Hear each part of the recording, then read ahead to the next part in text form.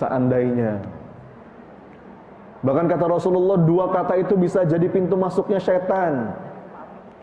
Setan tuh seneng kalau ada orang yang ngomong kayak gitu. Dalam urusan takdir Bapak Ibu nggak boleh, apalagi sambil bengong gitu ya. Terus kita ngomong, duh seandainya saja suamiku bukan yang itu.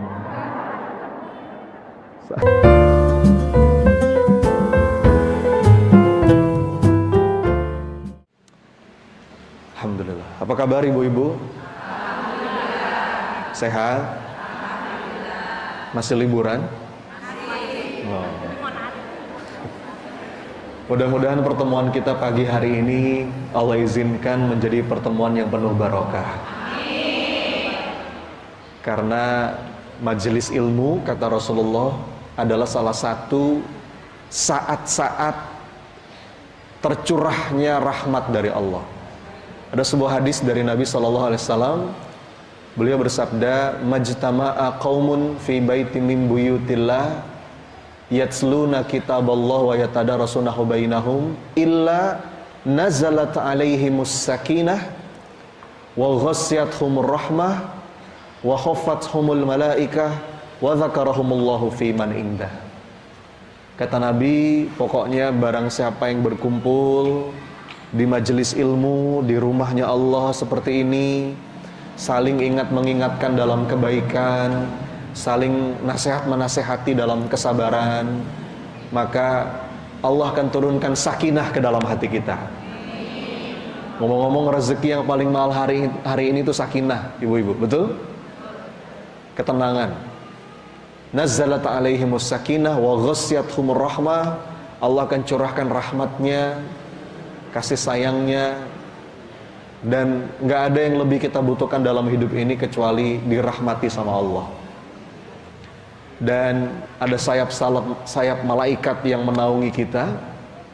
Dan mudah-mudahan betul-betul Allah catat duduknya kita hari ini jadi amal soleh. Saya biasa kalau mulai sesi kajian nih ibu-ibu dengan saling mendoakan dulu, boleh? Pinjam tangan kanannya, angkat ke atas. Tolong usap-usap yang sebelah kanannya. Ya. Ikuti kata-kata saya, saudaraku. Mudah-mudahan pagi hari ini penuh berkah. Allah karuniakan kita ilmu yang bermanfaat. Dan mudah-mudahan kita ketemu lagi ya di surganya Allah nanti. Tangan kiri usap-usap yang sebelah kirinya. Saudaraku. Amin ya rabbal alamin. Saling mendoakan, saling mengingatkan, saling menguatkan. Berikan senyuman yang paling manis buat kanan kirinya, silahkan.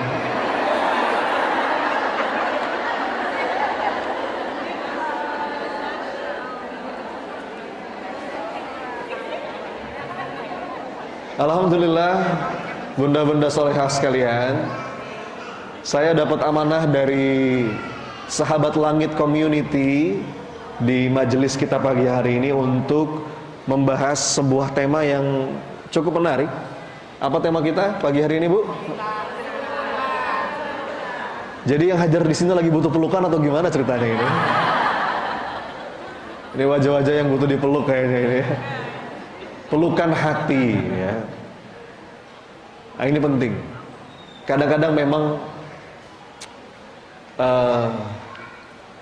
hati kita itu butuh dipeluk supaya dada kita lapang. Saya sekarang sedang banyak sekali menyampaikan tema tentang lapang dada ibu-ibu. Ada bapak juga di belakang tadi ternyata ya. Saya pikir ibu-ibu semua. Ada satu narasi, satu tema yang sering saya bahas belakangan waktu ini, yaitu tentang berlapang dada. Saya sangat meyakini Bapak Ibu, lapang dada itu kunci kehidupan. Saya ulangi sekali lagi, lapang dada itu kunci kehidupan. Percaya nggak? Dari mana Mas Soni inspirasinya? Saya tuh sangat terinspirasi dengan doanya Nabi Musa alaihissalam. Ibu-ibu kenal Nabi Musa? Bapak kenal? Kenal di mana, Bu? Nabi Musa itu nabi yang paling banyak Allah sebutkan dalam Quran. Nabi yang masalahnya itu berat. Semua nabi masalahnya berat, nggak ada nabi yang masalahnya ringan. Tapi di antara sekian banyak nabi, ada 5 nabi yang itu dikhususkan, namanya ulul azmi minar rusul. Siapa aja, Bu? Yang urut. Nabi Nuh alaihissalam. Terus Nabi Ibrahim alaihissalam.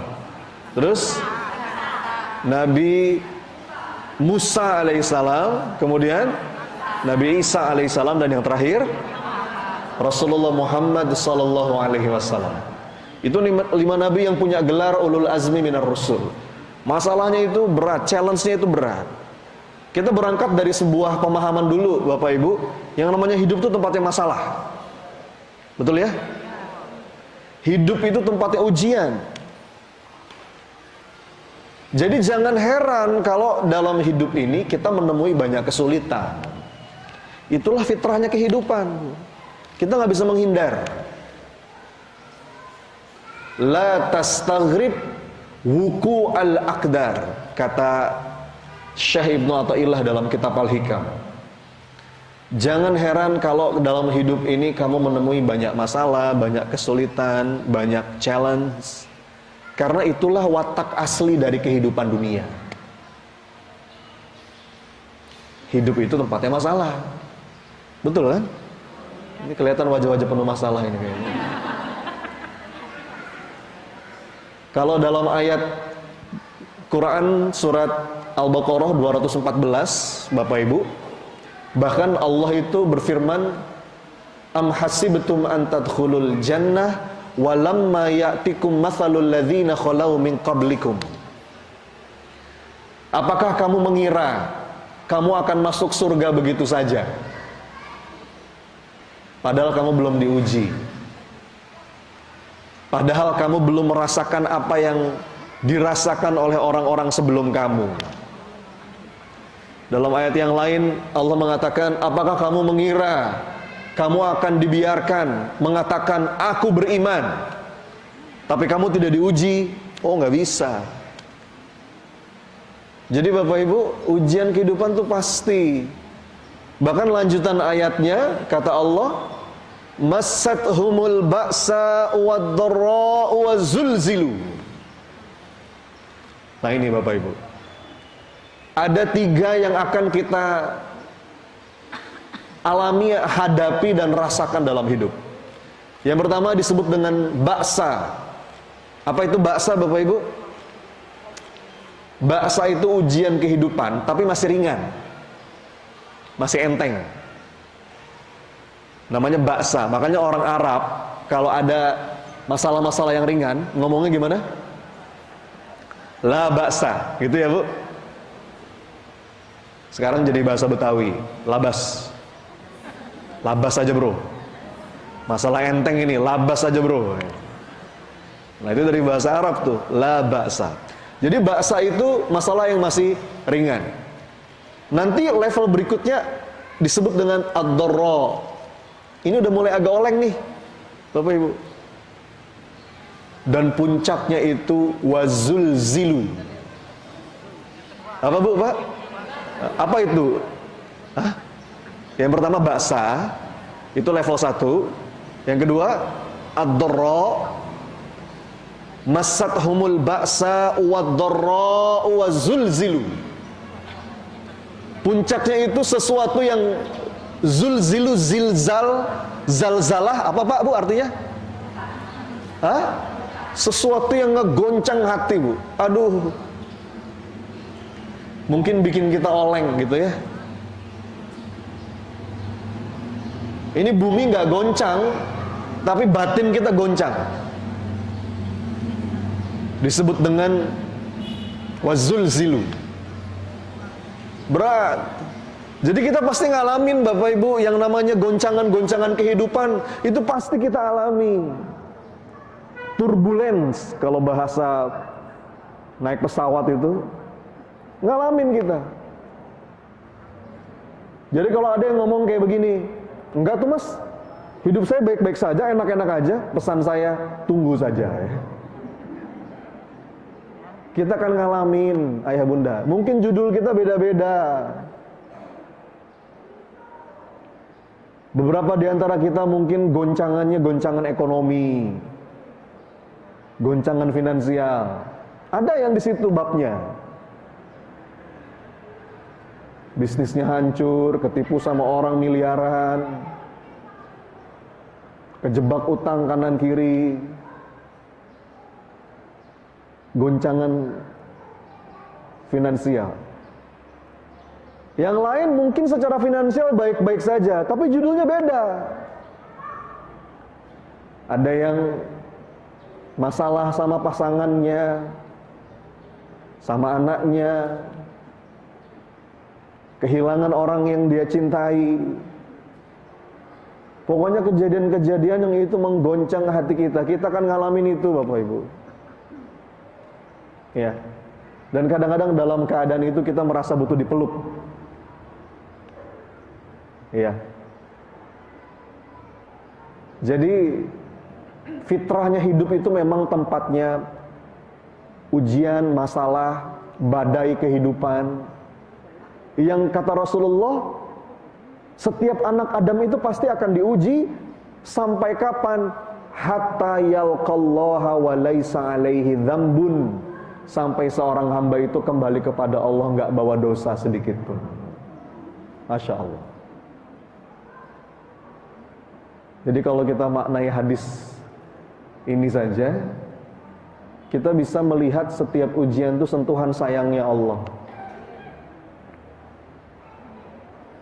Yang dengan ujian itu Allah pengen bersihin dosa kita, Allah hapus salah-salah kita. Badai kehidupan adalah sebuah kepastian. Setiap kita punya judul masing-masing. Kadang-kadang kita suka ngomong gini, Mas, enaknya jadi dia. Coba saya kayak dia. Dia yang Anda tunjuk itu juga sama Bu. Lagi punya ujiannya sendiri. Kita tuh punya bagiannya masing-masing. Kita semua lagi struggling dengan ujian kita masing-masing. Rumput tetangga memang lebih hijau. Ya.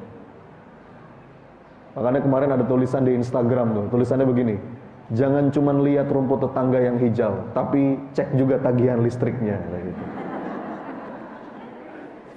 Nggak usah gitulah, enggak. Ada orang kita lihat, oh enaknya hidup dia, kita nggak tahu aja, sama. Dia juga lagi diuji dengan babnya masing-masing. Badai itu akan selalu ada, walaupun ada pepatah yang mengatakan badai pasti berlalu, betul? Betul, itu nggak salah. Itu kalimat itu nggak salah. Tapi saya mau bilang begini, selama kita masih hidup di dunia, Bapak Ibu, begitu satu badai berlalu, nanti ada badai yang lain. Betul kan? Ini wajah-wajah pengalaman kayaknya ya. Wajah-wajah yang dikopiok-kopiok oleh kehidupan. Makanya Bu, dengerin saya nih Pak, Bu. Ini penting kalimat ini.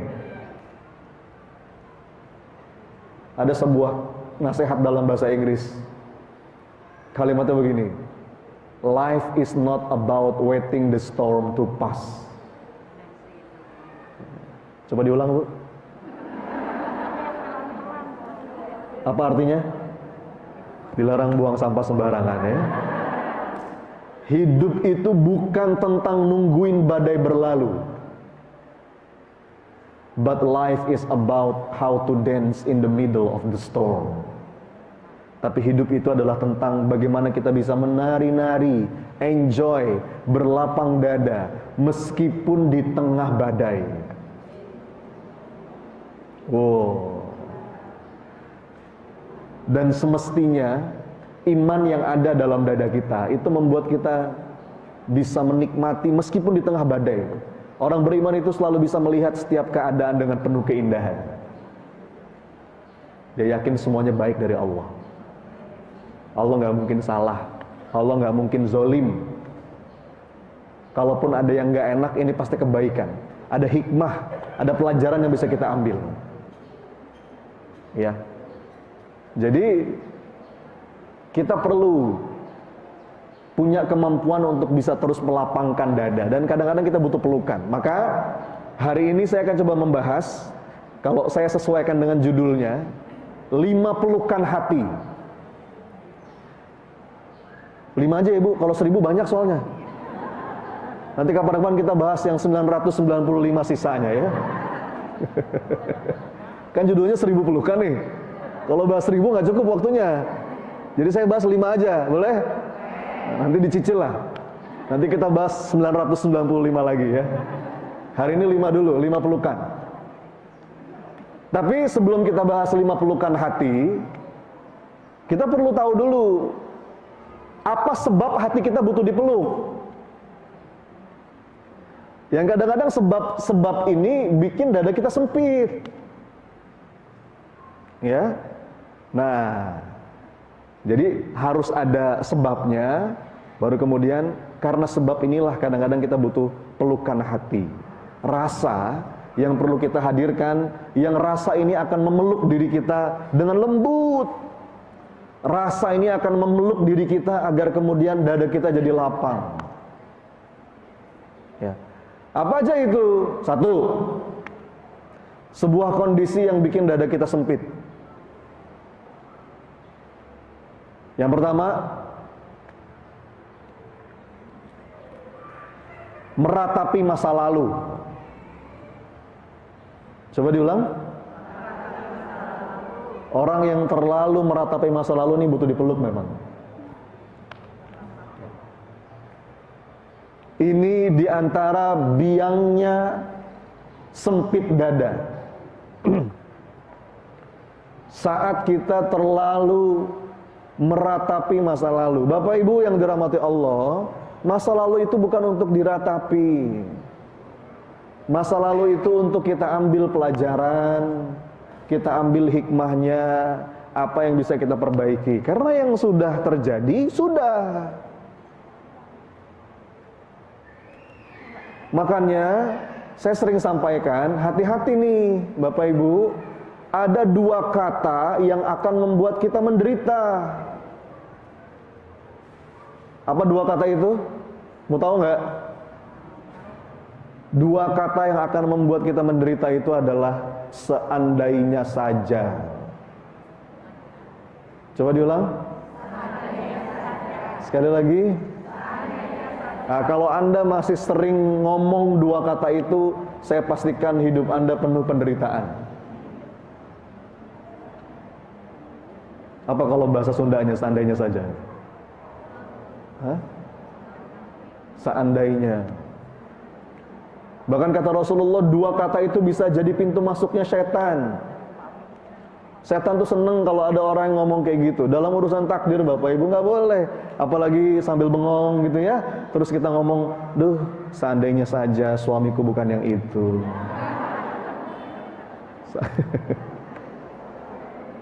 Seandainya dulu aku bersama mantanku, hidupku tidak akan seperti ini. Oh itu setan seneng itu. Nggak boleh Bapak Ibu. Untuk yang sudah terjadi, sudah kata Rasulullah, katakan qadarullah wa ma syaa fa'al. Ya.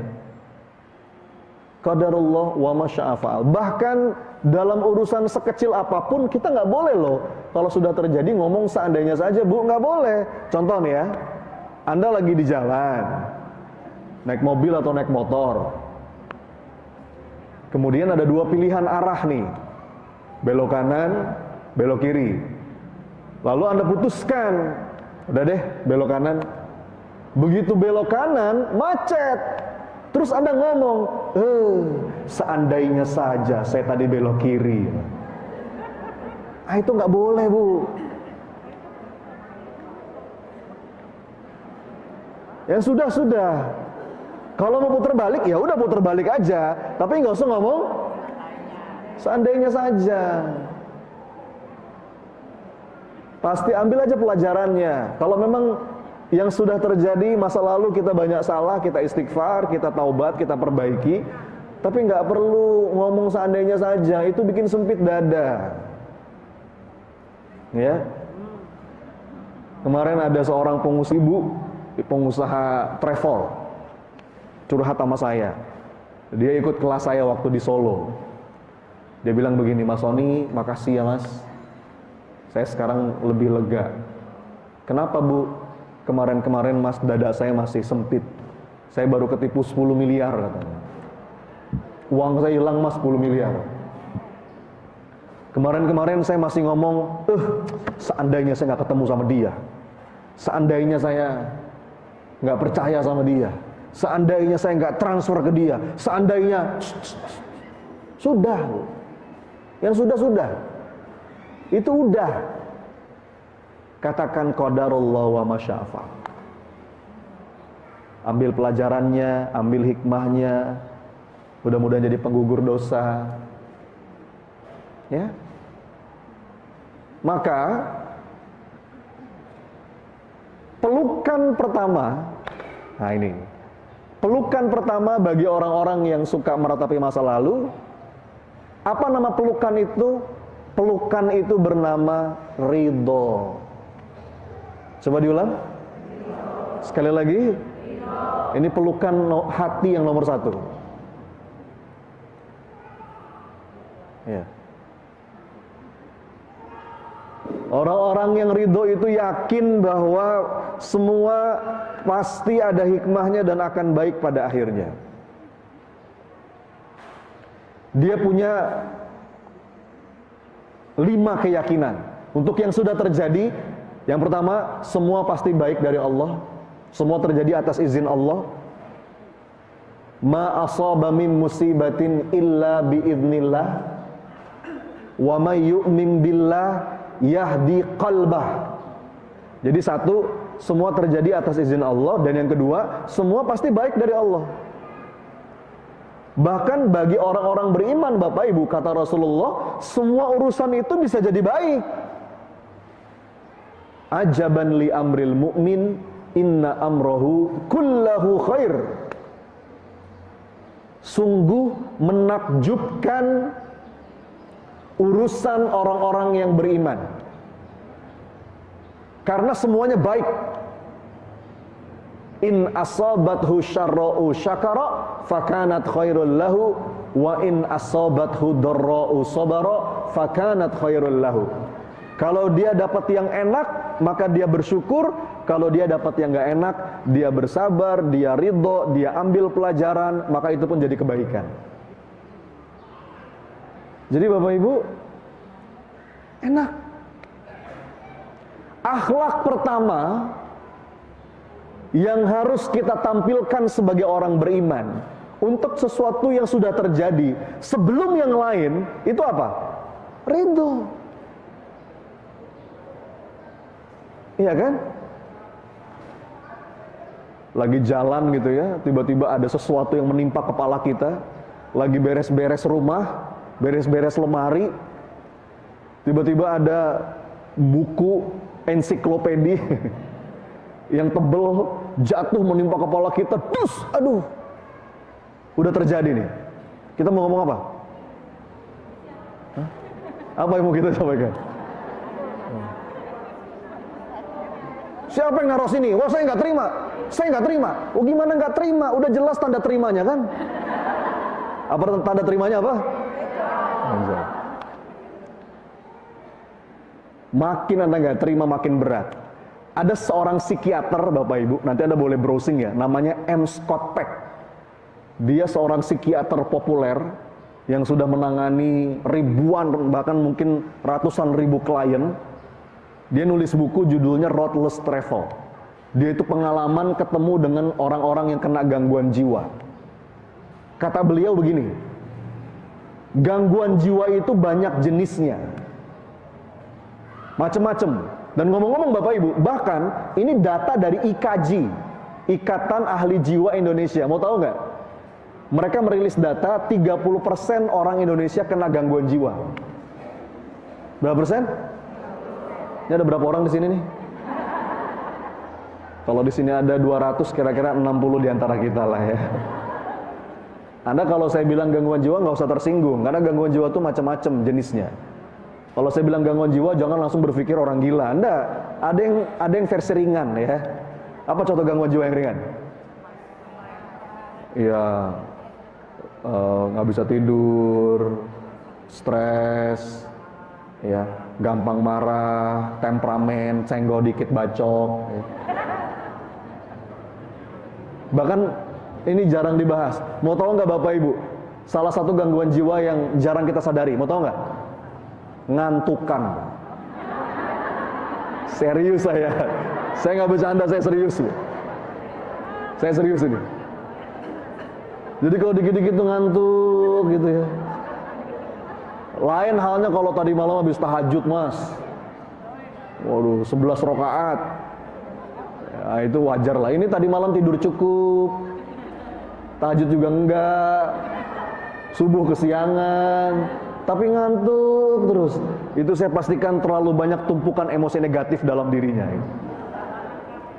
Artinya gangguan jiwa itu macam-macam Bu. Tapi kata M. Scott Peck, ini menarik nih.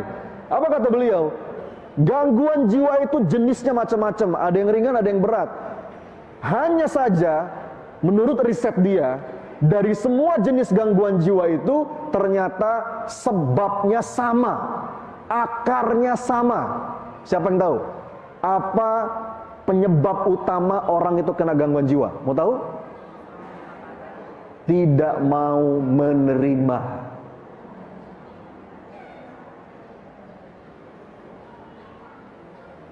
Makin kita nggak terima, Bapak Ibu, makin sempit dada. Makanya ridho itu Bapak Ibu, punten ya, ini saya baru bahas pelukan yang pertama nih. Ini tuh besar di sisi Allah nilainya. Bahkan kata para ulama Bapak Ibu, terkadang ibadah hati yang ridho itu bisa lebih berat di sisi Allah dibandingkan sholat malam. Serius saya. Ini para ulama yang membahas ini. Ibadah hati yang ridho itu terkadang di sisi Allah lebih berat daripada puasa sunnah. Ibadah hati yang ridho itu kadang-kadang lebih berat daripada ibadah-ibadah sunnah yang lain. Bahkan para ulama menjelaskan Bapak Ibu, terkadang ada loh Pak, Bu, hamba-hamba Allah yang mungkin secara zahir ibadahnya biasa-biasa aja lah, standar, nggak soleh-soleh amat. Kalau kita nilai dari ibadah zahir, sholatnya standar lah, yang wajib dia jaga, yang sunnah ya kadang-kadang lah. Puasa Ramadan dia jaga, tapi puasa Senin Kamis ya kadang-kadang lah. Secara zahir si hamba ini biasa-biasa aja, tapi ternyata dia punya kedudukan mulia di sisi Allah. Lantaran apa? Hatinya tuh ridho Bu, Pak. Dia tuh jauh dari keluh kesah. Bangun tidur tuh ya, mungkin masalah masih banyak, utang masih belum beres, masih ada penyakit 1-2, tapi setiap bangun tidur dia katakan, Alhamdulillahilladzi ahyana ba'da ma amatana wa ilaihin nusur. Makasih ya Allah, Engkau masih berikan hamba kesempatan memperbaiki diri.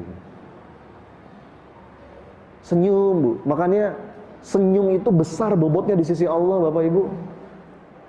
Bukan hal yang kecil. Ya.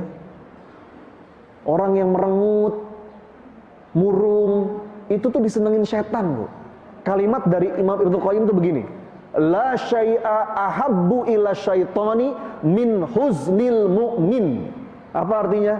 Tidak ada yang paling disenangi setan kecuali seorang mukmin yang berhati murung.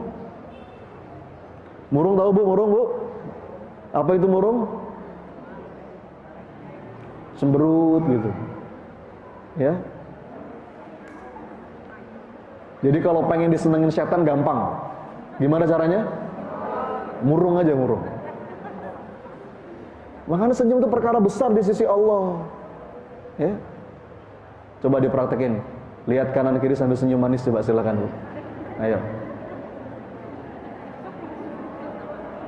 Bahkan ini ya, ada sebuah penelitian Bapak Ibu dari salah seorang profesor, kalau saya nggak salah dari Stanford University, betapa wajah yang cerah ceria itu sangat erat hubungannya dengan seberapa baik nasib kita 20-30 tahun kemudian. Ya, ada penelitian, ini serius, saya nggak bercanda, ini serius. Ada penelitian, Bu. Jadi mereka itu mengkaji foto wisudanya seseorang. Tahu wisuda, Bu? Ya, foto ijazah lah. Foto ijazah seseorang itu dengan nasib dia 20-30 tahun kemudian. Nanti pulang dari sini Anda coba cek ijazahnya ya. Jadi dia meneliti itu. Ternyata orang itu ketika difoto, ketika wisuda, ketika di ijazah, itu kan beda-beda. Betul ya, Bu? Beberapa orang ketika di foto ijazah tuh senyum. Lepas senyumnya. Beberapa orang ada, Bu, ketika di ijazah fotonya cemberut.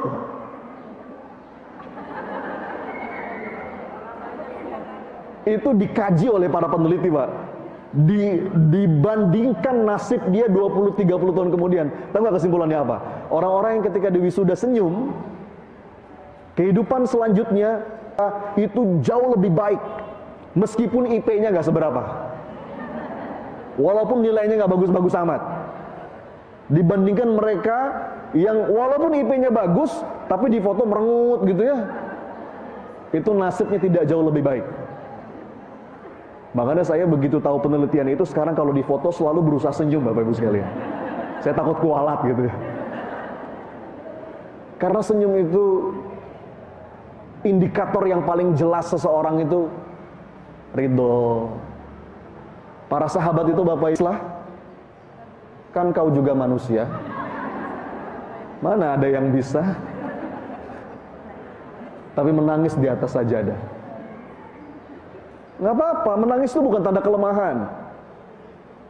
Para sahabat, para generasi-generasi salafus saleh, itu kalaupun dia punya keluh kesah, dia habiskan tangisan itu di atas sajadah, maka setelah dia kembali dan bertemu dengan manusia, nggak ada yang tersisa di wajahnya kecuali wajah yang cerah ceria. Itu lambang hati yang ridho, hidupnya tuh bahagia. Qul bi fadlillahi wa bi rahmatihi fabidzalika falyafrahu huwa khairum mimma yajma'un.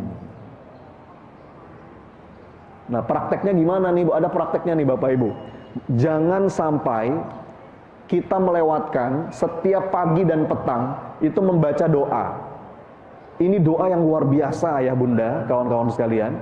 Bahkan kalau kata Rasulullah, siapa yang membaca doa ini rutin setiap pagi, setiap petang, Allah akan memandang dia dengan sepenuh ridho dan sepenuh cinta. Mau tahu doanya? Anda udah hafal doa ini dari TK? Anda udah hafal doa ini dari TK? Coba tebak doa yang mana? Bukan. Doa yang ini, Bu, Pak. Raditu billah, ya. Terusin. Nabi Muhammad. Tapi jangan hanya baca. Kalau baca anak TK juga bisa. Bapak Ibu TK berapa sekarang? Kita bukan anak TK. Setiap doa yang kita baca itu dijiwai. Kita fahami maknanya. Kita fahami artinya. Raditu billahi robba itu artinya apa? Ya Allah, hamba ridho, Engkau Rob hamba yang mengatur segala urusan hamba. Karena gini Bapak Ibu, dalam hidup ini kadang-kadang yang terjadi itu sesuai dengan apa yang kita inginkan. Kita kepengen A, takdir Allah A. Kadang-kadang begitu, aman tuh, kalau begitu aman. Tapi akan ada banyak momen dalam hidup, kadang-kadang kita kepengen A, tapi takdir Allah B. Betul? Karena menurut Allah itu yang paling baik. Lisan kita berucap raditu billahi rabba wa bil islami dina wa bi Muhammadin sallallahu alaihi wasallam nabiyya wa rasulah. Hamba ridho ya Rabb, Engkau Rabb hamba yang mengatur segala urusan hamba. Itu kata Rasulullah, Allah pun akan meridhoinya. Jadi Bu, dalam konteks doa, Allah tuh punya banyak cara mengabulkan doa kita. Kadang-kadang bentuk pengabulan Allah itu mungkin sesuai dengan apa yang kita minta.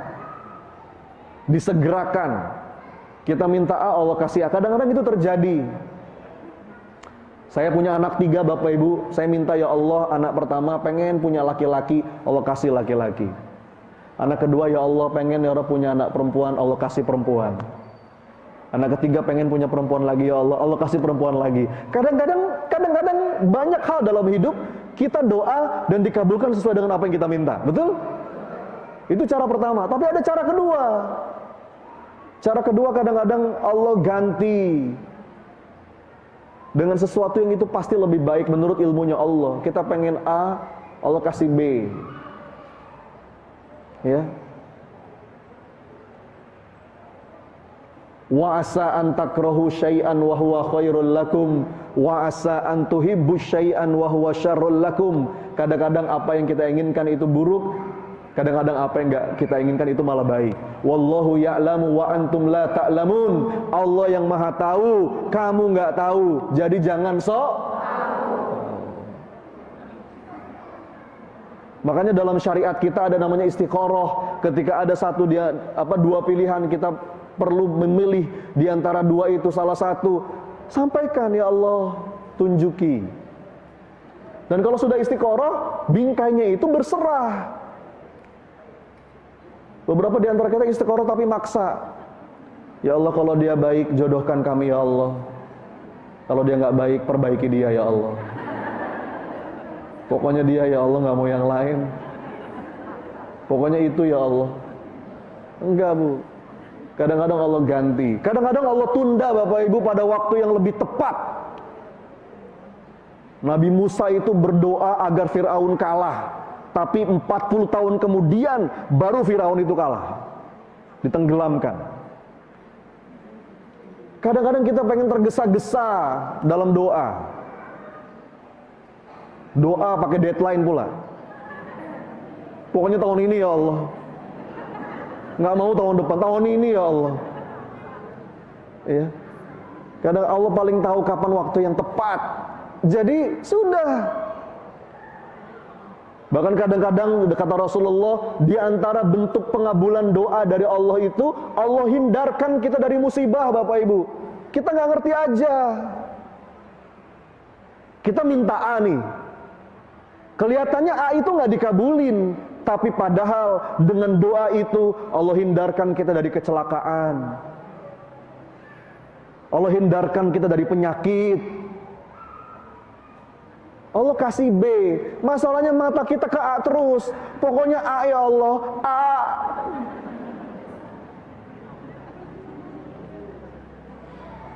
Allah kasih B. Jadi Bapak Ibu yang dirahmati Allah, itu pelukan pertama, ridho. Apa pelukan pertama?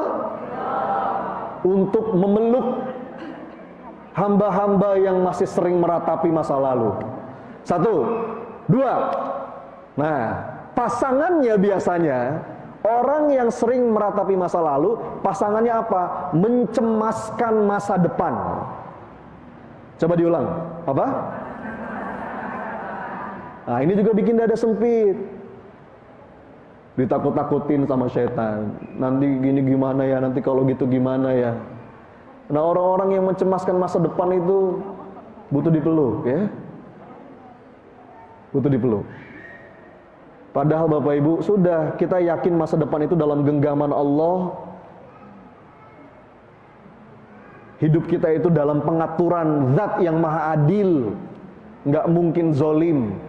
Allah adalah the best planner, sebaik-baik pembuat skenario. Maka apa nih Mas? Pelukan hati buat orang-orang yang masih suka cemas. Pelukan hati itu bernama tawakal 'alallah. Apa Bu? Tadi kalau pelukan yang pertama apa? Untuk memeluk hati yang masih suka meratapi masa lalu. Pelukan kedua apa? Tawakal, untuk memeluk hati yang masih suka cemas dengan masa depan. Jadi tawakal itu bahasa gampangnya apa sih Bapak Ibu? Kalau saya membahasakan, tawakal itu Bu, Pak, bahasa gampangnya itu nitip ke Allah. Apa? Menitipkan apa-apa yang memang di luar kendali kita. Ayah bunda yang dirahmati Allah, dalam hidup ini ada sesuatu yang itu dalam kendali kita, yang Allah kasih kita kendali untuk memilih, tapi ada sesuatu yang itu di luar kendali kita. Kita itu jadi banyak cemasnya, banyak stresnya, banyak overthinkingnya, karena kita sibuk mikirin sesuatu yang di luar kendali kita. Iya Bu, makanya banyak merengut. Orang yang tawakal itu enak hidupnya. Tugas kita adalah menyempurnakan ikhtiar. Apa yang bisa kita lakukan? Sempurnakan. Masa depan itu Bapak Ibu jawab, dalam kendali apa di luar kendali? Masa depan. Yang dalam kendali kita apa? Merencanakan. Itu dalam kendali kita. Jadi bukan berarti atas nama tawakal kita nggak punya rencana. Salah. Itu salah faham. Enggak. Yang dalam kendali kita itu merencanakan. Kita bikin target. Nih biasanya awal tahun nih Bapak Ibu. Awal tahun itu momentum kita menetapkan target. Oke, tahun ini apa saja yang mau kita capai, apa yang mau kita tuju, apa yang mau kita raih. Kalau kita punya perusahaan, bikin, oke, target omset kita sekian. Ya, kalau kita lagi belajar, oke, kitab-kitab ini yang mau saya baca. Bikin rencana, itu dalam kendali kita. Tapi kita paham, pada akhirnya masa depan, hasil, itu di luar kendali kita. Betul? Yang dalam kendali kita itu ikhtiar. Makanya orang yang paham tentang konsep tawakal, dia itu berikhtiar tapi dengan hati yang tenang. Bukan berikhtiar dengan hati yang gelisah. Tenang aja Bu, Pak. Selama kita sudah menyempurnakan ikhtiar, hasil itu udah wilayahnya Allah. Makanya kalau kata Syekh Ibnu Athaillah dalam kitab Al-Hikam, beliau mengatakan, arih nafsaka minat tadbir, fama qama bihi ghairuka anka la takum bihi li nafsik. Istirahatkan jiwamu, istirahatkan dirimu untuk sesuatu yang udah ada yang ngatur. Tenang aja Bu. Yang dihisap sama Allah itu apa-apa yang ada dalam kendali kita. Allah tuh nggak nilai hasil kok. Yang Allah nilai itu ikhtiar, betul? Kalau yang dinilai hasil berarti Nabi Nuh gagal dong. Tahu Nabi Nuh Bapak Ibu? Nabi Nuh itu gimana ceritanya? Nabi Nuh itu berdakwah berapa tahun? 950 tahun Bapak Ibu. Yang beriman berapa orang? 80-an orang. Bayangkan Bapak Ibu, berdakwah siang malam, menyeru kepada umatnya 950 tahun Bapak Ibu. Rasulullah Muhammad saja berdakwah cuma 23 tahun. 13 tahun di Mekah, 10 tahun di Madinah. Alhamdulillah umatnya miliaran, termasuk kita. Amin. Nabi Nuh itu dakwahnya 950 tahun, tapi yang beriman, yang naik perahu itu cuma 80 orang. Apakah kita katakan Nabi Nuh gagal? Tidak. Allah nggak lihat hasil, Allah lihat seberapa sungguh-sungguh kita dalam berikhtiar. Makanya yang Allah uji itu amal kita. Alladzi khalaqal mauta wal hayata liyabluwakum ahsanu amala. Yang Allah uji itu seberapa Makanya orang beriman itu ikhtiar itu tenang Bu, nggak banyak cemas. Sudah, yang bisa kita lakukan, lakukan. Yang di luar kendali kita, titip. Saya serahkan kepadamu ya Allah. Saya serahkan kepadamu ya Rabb. Ya Hayyu ya Qayyum birahmatika astaghith wa aslih li sya'ni kullahu wa la takilni ila nafsi tarfata ainin. Titip ya Rabb. Kita baru bisa lapang dadanya kalau kita punya dua ini. Iman, percaya, belief, dan tawakal, berserah kepada Allah. Dan ini gandengan Bapak Ibu. Ini gandengan. Kita nggak mungkin bisa barang. Kira-kira nitip sama siapa? Saya sering ngasih analogi begini Bapak Ibu.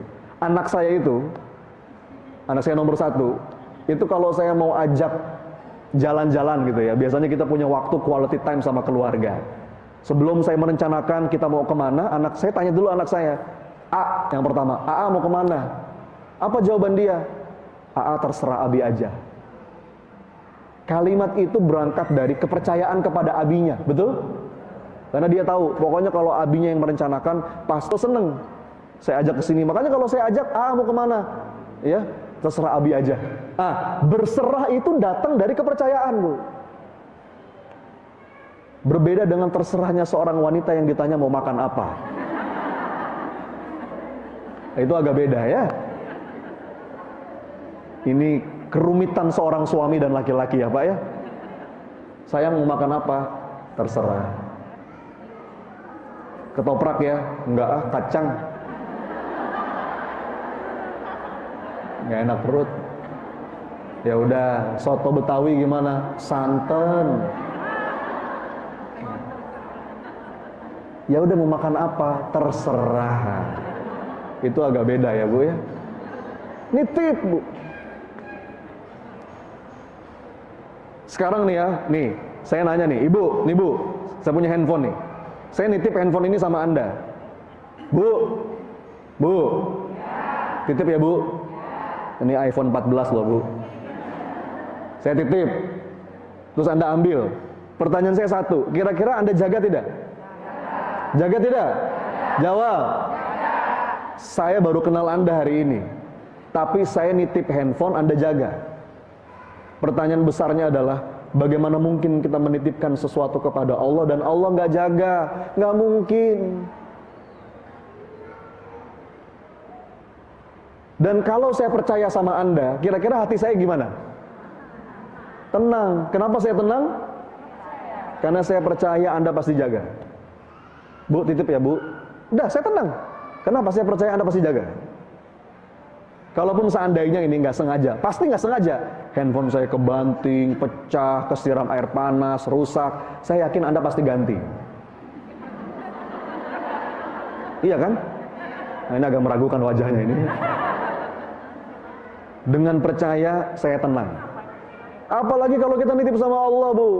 Coba apa sih yang Anda cemaskan dalam hidup? Masa depan anak, rezeki, ini dan itu. Latihlah nitip sama Allah, ya Allah, titip ya Rabb. Dan kalau sudah nitip sama Allah Bapak Ibu, Allah akan jaga. Bahkan dalilnya itu, wa may yatawakkal 'alallah fahuwa hasbuh. Barang siapa yang bulat bertawakal kepada Allah, maka Allah akan cukupi. Lihat Bu, kalimatnya itu cukup. Bukan banyak loh ya, tapi cukup. Mana yang kita butuhkan? Banyak atau cukup? Yang benar. Bener gak nih? Oh kan tetap aja maksa ya. Mana yang kita butuhkan? Cukup atau banyak? Jawab yang mantap. Yakin? Bener nih ya? Iya. Banyak itu nggak jelas. Ibu-ibu punya sepatu banyak tapi nggak ada yang cukup, gimana kira-kira? Saya bersumpah Bapak Ibu, banyak itu belum tentu cukup, betul? Banyak cerita, banyak cerita. Ketika berkah itu hilang, walaupun secara nominal banyak, kurang terus. Saya punya teman Bapak Ibu, orang Banyuwangi, orang Situbondo. Dia cerita sama saya, sekarang dia udah hijrah. Dia ngomong, Mas Sony, saya tuh Mas, dulu pernah kerja di kapal pesiar katanya. Ya Allah Mas, kalau saya ingat uang saya tuh dulu banyak banget Mas. Mas Sony tahulah berapa gaji di kapal pesiar. Kita semua tahu Bapak Ibu, itu diantara ya banyak syubhatnya lah di kapal pesiar itu ya. Banyak zina, banyak judi, nggak berkah. Dia cerita, dulu Mas waktu uang saya banyak Mas Sony, mohon maaf ya Mas ya, jangankan kefikiran umroh, bahkan kefikiran kurban aja enggak. Lihat Bu. Padahal Mas dulu Mas waktu uang saya banyak, saya mau tiap bulan beli sapi juga bisa. Saya mau tiap bulan berangkat umroh juga bisa. Tapi Mas entah kenapa enggak kepikir sama saya. Lihat. Sekarang dia udah mulai dapat hidayah, dia bilang dia mulai sadar, dia hijrah, dia pindah ke tempat lain yang itu mungkin secara angka itu sedikit jauh.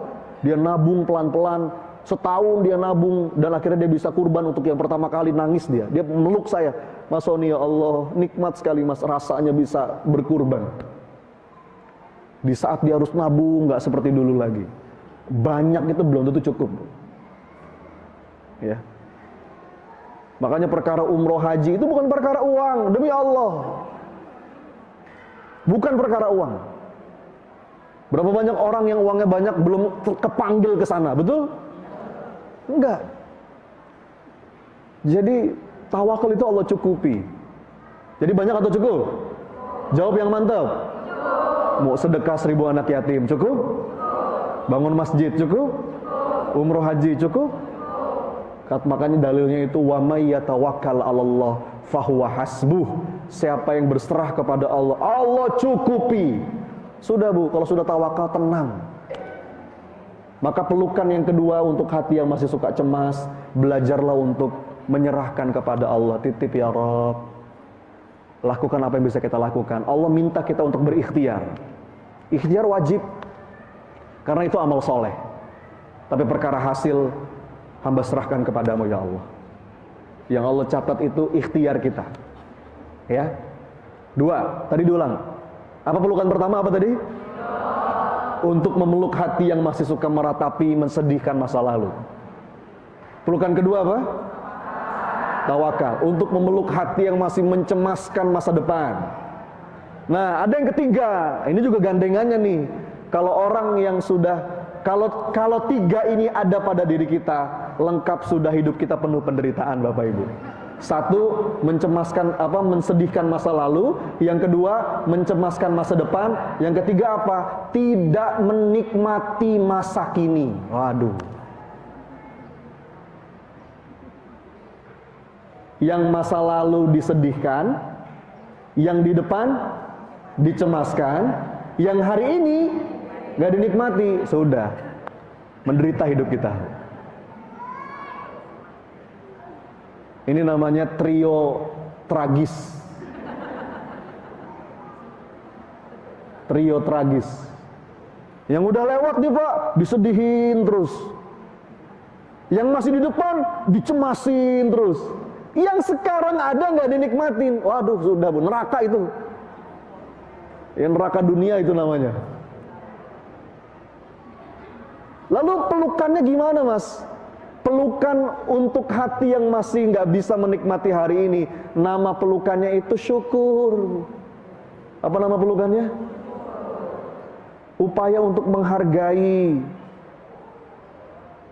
ya, menyadari begitu banyak karunia nikmat yang sudah Allah kasih.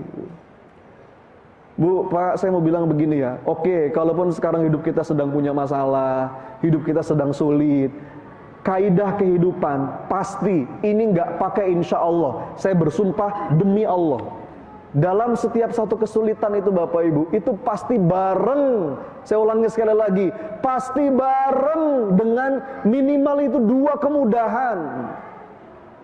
Ini kaidah Quran, nggak pakai insya Allah, pasti. Ayatnya Anda semua sudah hafal. Fa inna ma'al usri yusra. Inna ma'al. Para ulama jeli Bapak Ibu membahas ayat ini. Ketika Allah menyebutkan kesulitan, Allah menggunakan alif lam, al usri. Tapi ketika menyebut kemudahan, nggak pakai alif lam. Bukan al yusra, tapi apa? Yusra saja. Fa inna ma'al usri yusra. Nggak ada alif lamnya. Apa kesimpulannya? Kalau ada alif lam, itu berarti definitif. Sesuatu yang jelas, sesuatu yang confirm, sesuatu yang wujudnya bisa kita tunjuk. Tapi kalau tanpa alif lam, sesuatu yang indefinitif, yang kemungkinannya lebih banyak. Maka kata para ulama, apa kesimpulannya? Kesulitan di ayat yang kelima sama dengan kesulitan di ayat yang keenam. Tapi kemudahan di ayat yang kelima tidak sama dengan kemudahan di ayat yang keenam. Maka Bu, saya bersumpah demi Allah, Setiap satu kesulitan itu pasti bareng dengan dua kemudahan. Demi Allah. Kalau ada orang yang cerita sama saya, Mas Oni, masalah saya banyak mas, saya lagi begini mas, A, B, C, D, ada 50 kesulitan. Itu artinya Bapak Ibu bersama dengan itu minimal ada berapa kemudahan? 100. Saya bersumpah demi Allah. Oke, mungkin sekarang kita secara ekonomi hancur. Buka mata Anda. Ya Allah, anak-anak soleh, ya, keluarga tenang. Mungkin kita dikasih sakit, tapi dalam aspek lain Allah kasih rezeki yang luar biasa. Sangat kita nikmati. Saya sering ngasih analogi begini Bapak Ibu. Ada seorang murid yang bertanya kepada gurunya, "Guru, ajari aku apa itu makna kebahagiaan." Jadi muridnya ini minta diajari tentang apa Bu? Kata gurunya, "Baik, kalau kamu pengen belajar tentang makna kebahagiaan, sekarang kamu saya kasih tugas." Tugasnya apa guru? Siapkan air, nih, segelas. Seperti ini Bapak Ibu. Saya tuang ya. Tolong isi air ini penuh. Ya, air putih aja nggak apa-apa. Isi yang penuh, kata gurunya. Lalu kamu bawa segelas air penuh ini masuk ke dalam hutan. Oke? Kamu jalan, kamu susuri hutan itu, nanti saya nunggu kamu di ujung hutan. Tapi syaratnya satu, syaratnya apa? Air yang kamu bawa tidak boleh tumpah walau hanya setetes. Pokoknya kalau tumpah walaupun setetes, balik lagi, isi lagi sampai penuh. Kamu bawa air ini masuk ke hutan itu, saya tunggu kamu di ujung hutan, jangan sampai tumpah walau setetes. Itu tugas dari gurunya. Apa kata muridnya? "Baik guru, itu aja tugasnya." "Iya, itu aja." Baik, akhirnya dia jalani Bapak Ibu tugas itu. Dia bawa air. Ini kurang penuh ya, harusnya lebih penuh. Kata gurunya nggak boleh tumpah. Jadi supaya nggak tumpah, gimana cara bawanya Bu? Pelan gitu ya. Selangkah demi selangkah, setapak demi setapak. Mata dia fokusnya kemana? Gak boleh tumpah. Jalan dia, masuk ke hutan, gak boleh tumpah. Pelan-pelan sampai akhirnya Bapak Ibu, dia tiba di ujung hutan. Dia ketemu sama gurunya. Apa kata muridnya? "Guru, lihat guru, berhasil."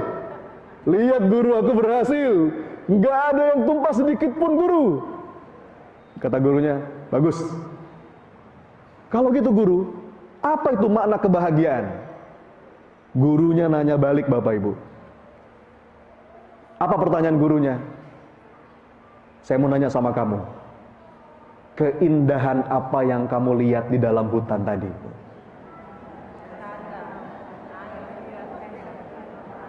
Apa jawaban muridnya kira-kira? Apa jawaban muridnya?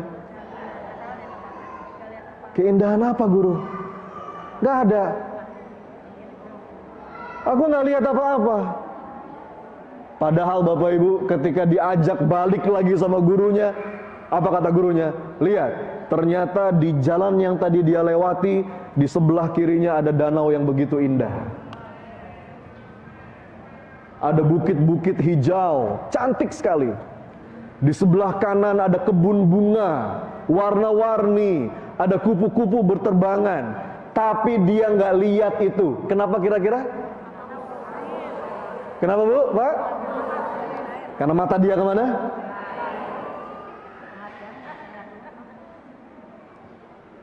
Ini masalah kita, ini kesulitan kita. Kadang-kadang Bapak Ibu, mata kita ke sini terus. Padahal di kanan kiri itu begitu banyak anugerah ayah bunda yang dirahmati Allah. Banyak banget nikmat dari Allah. Terus terang Bapak Ibu, apalagi kemarin tuh ya, ketika malam pergantian tahun, saya tuh gelisah sekali hati itu. Gelisah dalam arti Saya ingat saudara-saudara kita sekarang yang sedang ada di Gaza. Ya. Sudah hari ke 80. Ya Allah, kadang-kadang saya tuh Pak Bu ketika buka medsos ya, ketika buka Instagram, saya kadang-kadang suka nangis sendiri tuh. Ada ngelihat seorang ayah yang memeluk jasad anaknya yang lagi lucu-lucunya, sambil mengatakan, "Nak, kita ketemu lagi di surga nanti ya." Ada seorang anak yang mencium jasad ayahnya, salam perpisahan. Ada seorang laki-laki yang berjalan, latar belakangnya itu rumah-rumahnya yang sudah hancur, tinggal puing-puing, dibom sama Zionis terlaknat, tapi yang terucap dari lisannya, Alhamdulillah. Saya kadang-kadang merenung, ya Allah, apalagi yang mau saya minta? Malu ya Rabb. Saya ngeliat anak-anak saya masih main, masih lucu gitu ya.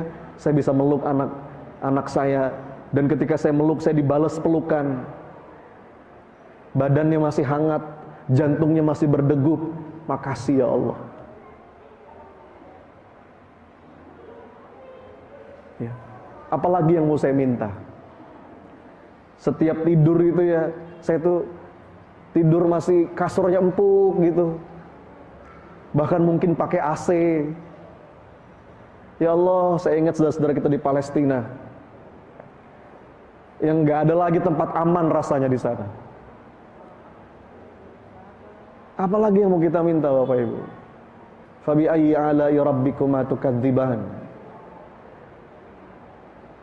Bahkan kemarin itu ketika saya bertugas ngantar jamaah umroh, itu sampai di dalam raudhah saya sampai nggak sampai hati untuk minta yang lain-lain, karena ngerasa banyak banget nikmat darimu ya Allah. Tapi akhirnya saya sadar ada dua yang perlu saya minta, yang itu belum tentu kita punya, tapi saudara kita di Palestina saya yakin punya itu. Apa itu? Ampunan dan rahmatnya Allah. Maka itu yang sering saya minta, Rabbikfir warham wa anta khairur rahimin. Ya Allah, karuniakan aku ampunanmu dan rahmatmu.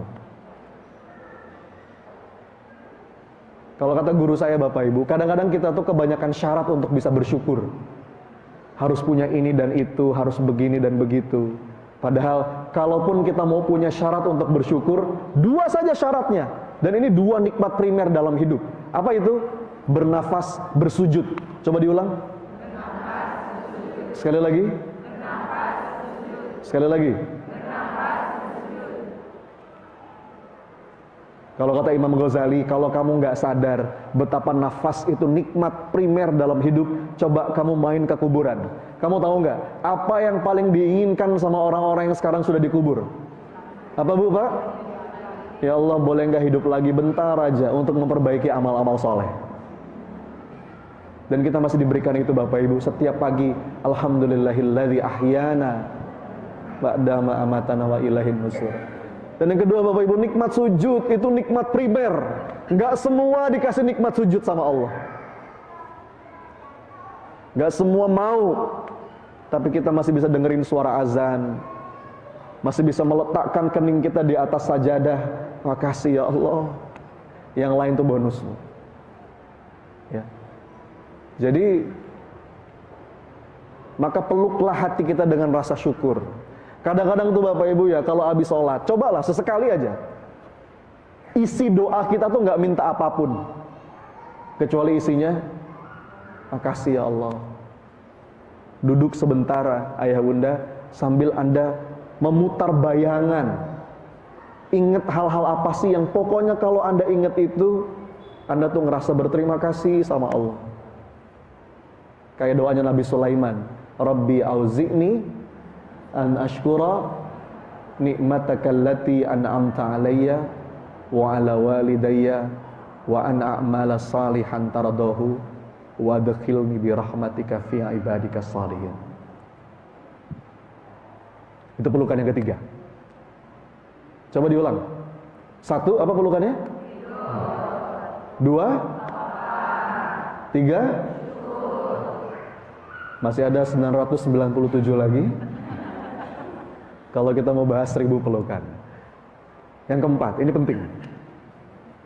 Namanya pelukan ikhlas. Apa Bu? Untuk siapa ini?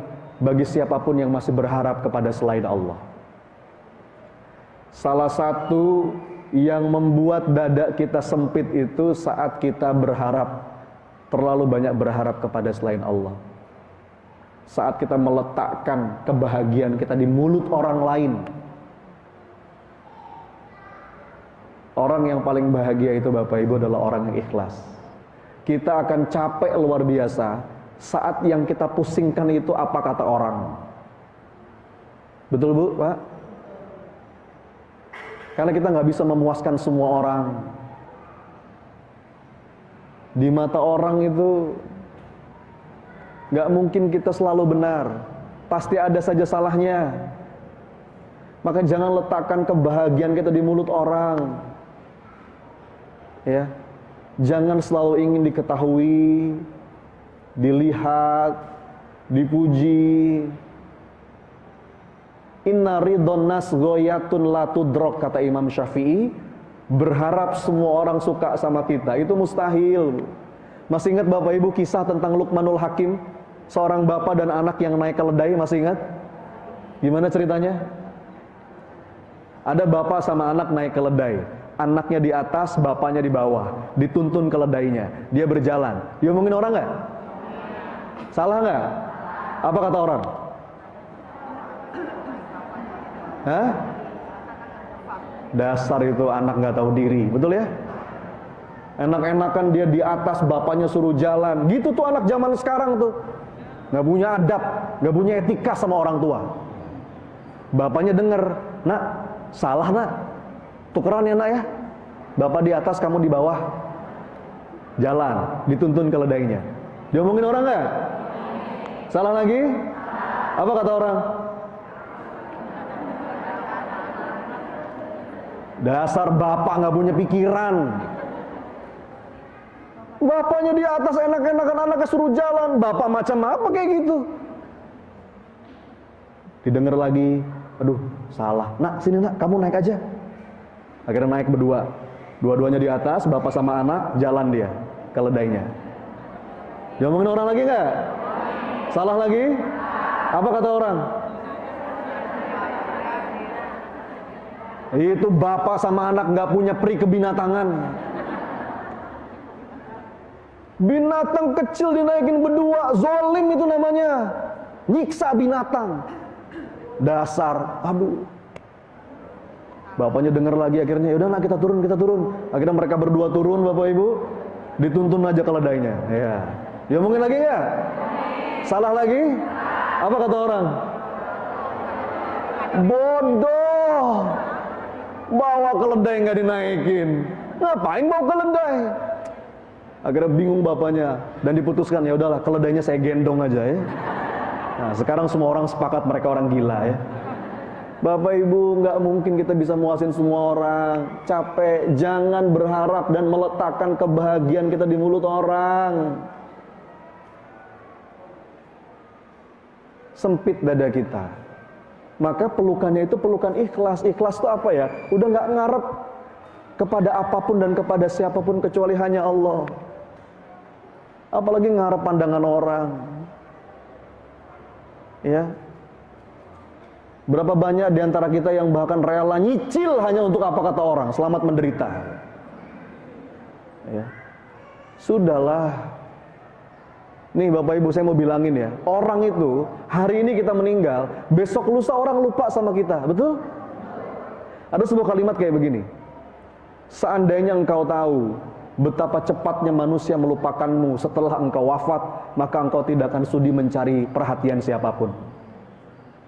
Ini kalimat dalam banget menurut saya. Nih Bapak Ibu ya, saya mau bilang ini. Hari ini kita meninggal, besok lusa tuh orang lupa sama kita. Iya enggak? Iya. Mungkin yang masih ingat anak, pasangan, enggak lama lah itu. Paling setahun, 2 tahun. Habis itu mereka sibuk dengan dunianya masing-masing. Terus ngapain kita sibuk cari perhatian orang? Ya. Cari penghargaannya orang. Biasanya tuh Bapak Ibu, kita tuh punya kebutuhan dasar secara psikologis. Kebutuhan dasar kita tuh P3K. Coba diulang, apa? Apa itu P3K? Pertolongan pertama pada kecelakaan. Bukan ya.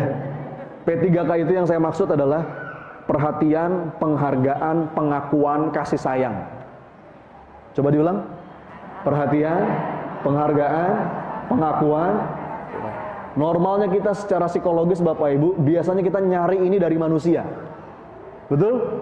Cari perhatian orang, cari penghargaan orang, cari pengakuan orang. Padahal orang yang masih butuh dihargai, berarti dia nggak punya harga. Kadang-kadang namanya nggak disebut di sebuah forum tersinggung. Dikit-dikit tersinggung. Orang yang mudah tersinggung itu orang yang masih nyari perhatian di sisi makhluk. Dia merasa dia lantai 12. Begitu ada yang bilang lantai 6, dia tersinggung. Kamu lantai 6, enak aja lantai 6, lantai 12 saya. Makanya kata para ulama, rendahkan dirimu serendah-rendahnya sampai tidak ada lagi yang bisa merendahkan kamu. Orang itu Bapak Ibu ya, ini ya, orang itu harusnya makin banyak belajar, makin tinggi tingkat pendidikannya, makin sering ngaji, harusnya makin gak mudah tersinggung. Lebih banyak maklum sama orang. Karena berharap kepada manusia adalah patah hati yang disengaja. Coba diulang Bu. Berharap kepada manusia. Kalau kata Sayyidina Ali, aku sudah pernah merasakan semua kepahitan hidup, tapi tidak ada yang lebih pahit dari pahitnya berharap kepada manusia. Dan ini latihannya latihan ikhlas Bu. Hanya memberi, tak harap kembali. Sudah, karena semua sudah jelas hitungannya di sisi Allah. Latihannya gimana Mas Sony? Nah ini saya mau kasih tahu latihannya. Latihannya tuh Bapak Ibu, milikilah amal-amal rahasia. Apa latihannya? Iya. Saya sepakat Bapak Ibu, ada amal-amal yang perlu kita tampakkan. Amal-amal yang wajib itu perlu kita tampakkan. Karena itu syiar.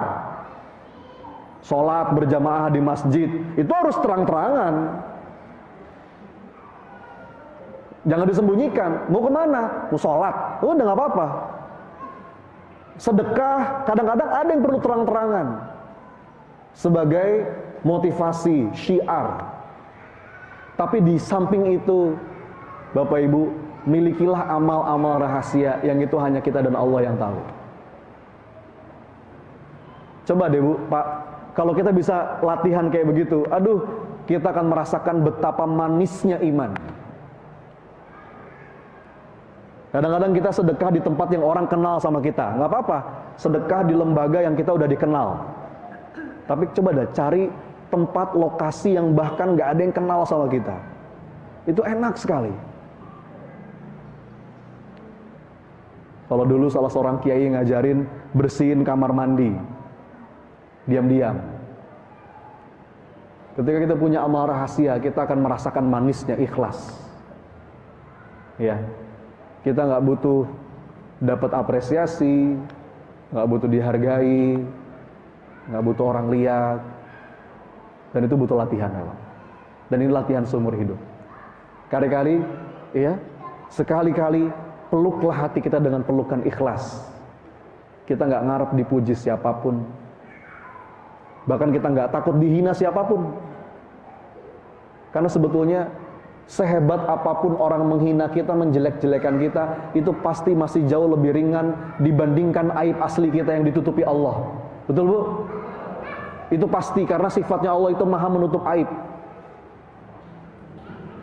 Orang ikhlas itu nggak takut dikomentari jelek, nggak takut bahkan sampai dihina, dibully, karena dia yakin aib yang Allah tutupi itu masih jauh lebih banyak dibandingkan apa yang orang lain lihat. Ya, kadang-kadang kita nggak jujur aja. Orang yang ikhlas itu mantep, steady, ya. Dan itu pelukan penting untuk kita berikan kepada hati kita. Mengikhlaskan segala amal soleh kita untuk Allah. Terakhir, yang kelima, Tadi yang pertama apa? Ridho. Yang kedua? Yang ketiga? Yang keempat? Dan yang kelima adalah pelukan hati yang namanya istighfar. Apa Bu? Hati yang berharap diampuni sama Allah. Kadang-kadang yang bikin dada kita sempit itu gak ada yang lain, dosa. Ya. Makanya setelah kita mengakui nikmat, yang berikutnya adalah mengakui dosa. Abu ulaka bini'matika alayya wa abu ubidzambi faghfirli. Dan orang itu kalau berharap dimaafin sama Allah, dia akan mudah memaafkan sesama, memaafkan orang lain. Ya. Jadi tidak ada yang paling bisa membuat dada kita sempit kecuali dosa dan salah kita sendiri. Dan kunci untuk bisa memeluk hati dengan pelukan istighfar itu adalah ngaku. Coba diulang, apa? Pengakuan itu pintu gerbang awal pemulihan jiwa. Pengakuan itu pintu gerbang awal perbaikan seseorang. Begitu kita mau ngaku, jadi mulai dari proses mengakui. Coba akui kurang-kurangnya diri. Apalagi momentum awal tahun, momentum refleksi diri. Kadang-kadang banyak orang yang punya target dalam amal-amal zahir, tapi jarang yang punya target dalam amal-amal hati. Ya, akui, ya Allah, saya masih banyak sombongnya, saya masih banyak riaknya, saya masih banyak dengkinya. Ketika sudah mulai ngaku, itu gerbang awal kemudian kita tutup dengan fastaghfiru innahu huwal ghafurur rahim. Pelukan istighfar itu akan melapangkan dada, ayah bunda yang dirahmati Allah. Maka mudah-mudahan 5 pelukan hati ini ada manfaatnya dan bisa kita bawa pulang sebagai oleh-oleh. Ya. Terima kasih Bapak Ibu. Nah, sebelum nanti mungkin ada sesi sharing, nanti panitia akan menyebarkan infak majelis ya. Sambil panitia menyebarkan infak majelis, yuk sama-sama Bapak Ibu kita istighfar bareng-bareng. Boleh ya? Istighfar dengan sepenuh rasa, istighfar dengan sepenuh hati. Semoga Allah lembutkan hati kita, Allah lapangkan dada kita, Allah damaikan pikiran kita. Silakan panitia yang ingin menyebarkan infak majelis. Astaghfirullah Rabbal baraya, astaghfirullah minal khataya, astaghfirullah Rabbal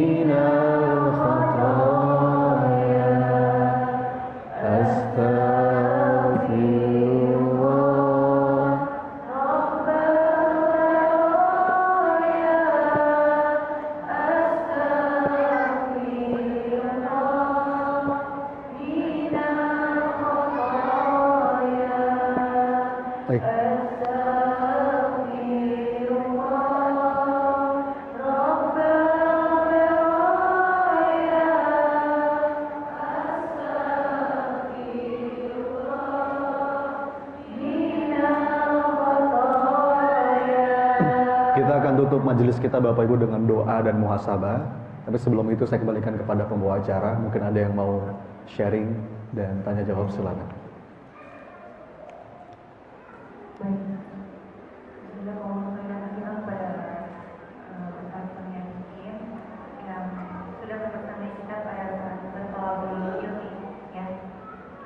Sambil menunggu infak berjalan, ayah bunda, teteh yang ingin bertanya boleh, silakan ya. Kita tunggu infaknya sampai selesai dulu ya. Kita lanjutkan dengan bersalawat dulu ya. Sambil nunggu infaknya berjalan.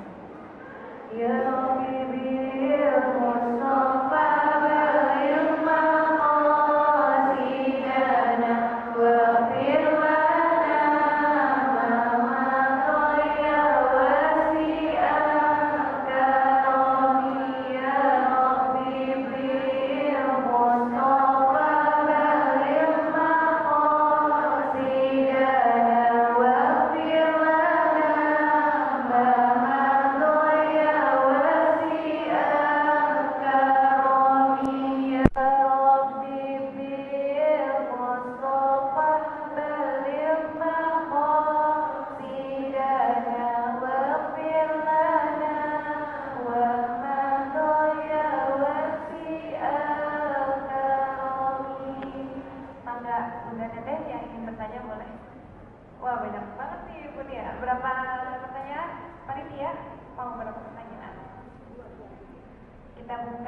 coba dulu ya. Coba, tenang, santai.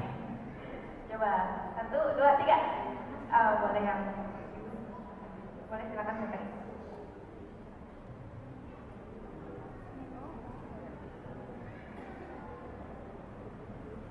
Assalamualaikum warahmatullahi wabarakatuh, Pak Ustaz.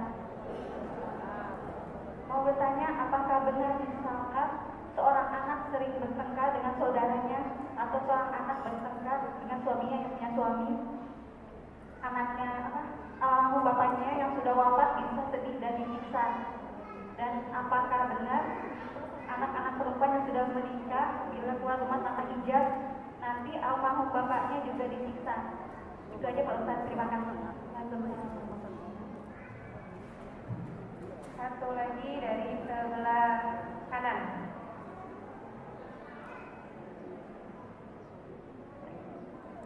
Pak, boleh.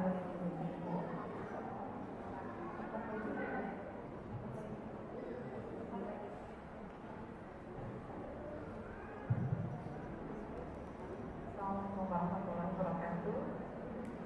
Terima kasih Ustaz untuk jawaban pagi ini. Masya Allah ini banget Ustaz, mengabulkan hati. Ini ilmu ini terkadang kita belum tentu bisa, tetapi kita sebagai manusia kan diwajibkan untuk berikhtiar ya Ustaz. Yang mau saya tanyakan itu yang kedua Ustaz, mencemaskan masa depan. Kadang ada orang tua yang berpikir bahwa anak-anak yang selalu ketergantungan dengan orang tua, apa-apa orang tua itu semakin membuat orang tua cemas. Kedepannya seperti apa kalau kami nggak ada? Bagaimana di depan kalau kita sudah nggak ada? Apa yang akan terjadi? Bagaimana caranya Ustaz agar kita bisa bertawakal, bisa menjauhkan dari hal-hal yang kita cemaskan di orang kita. Assalamualaikum warahmatullahi wabarakatuh.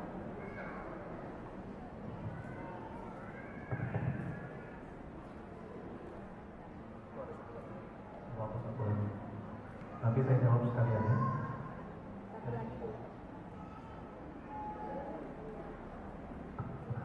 Ibu yang bawa anak akan bertanya.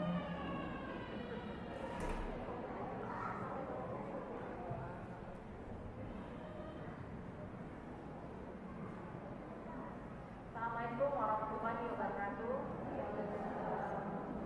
Saya kenalin Pak Ustaz dari Citarum.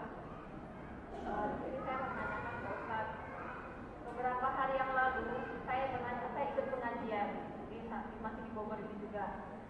Itu membahas tentang toleransi beragama.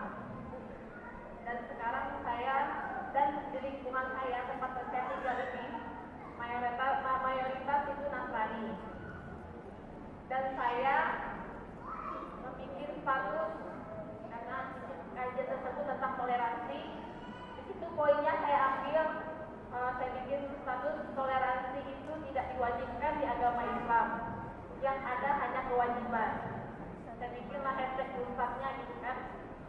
Nah, dan salah satu ternyata ada tetangga saya yang sesama Muslim berkomentar Ustaz tentang ibaratnya dia tidak terima gitu Ustaz tentang saya bikin toleransi itu, karena di malam Natal itu dia ikut memeriahkannya Pak Ustaz. Dan setelah itu malamnya saya dibondong-bondong sama semua Nasrani Pak Ustaz ke rumah dengan ibaratnya tuh kayak dikeroyok lah Pak Ustaz gitu kan, semua Nasrani yang ada di kompleks saya itu dengan status saya itu. Saya hanya sendiri Pak Ustaz, posisi suami lagi dinas. Saya jelaskan lah apa maksud yang saya bikin itu, saya bertanggung jawabkan, saya rincikan maksud saya itu tidak ada untuk menyindir. Ternyata yang menghasut mereka ke rumah itu sesama Muslim, tetangga dekat saya pula Pak Ustaz. Ibaratnya itu saya bilang teman dekat lah, ternyata yang menghasut itu. Yang saya tanyakan Pak Ustaz, salahkah saya seperti itu Pak Ustaz, membuat status seperti itu? Yang maksud saya